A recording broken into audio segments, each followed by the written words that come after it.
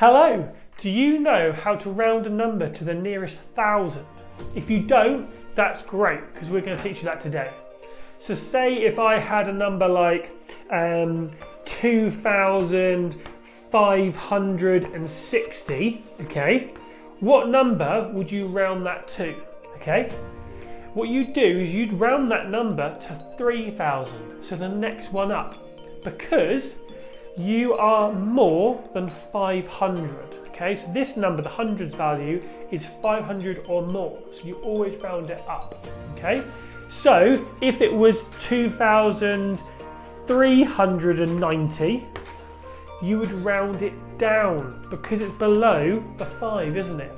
So it would go back to 2,000, okay?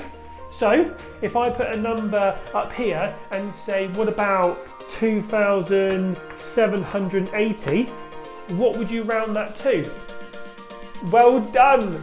You'd round that to 3,000, because remember, it's above 5, so you round it up to the 3,000 number.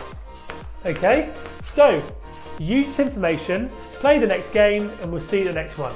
Bye!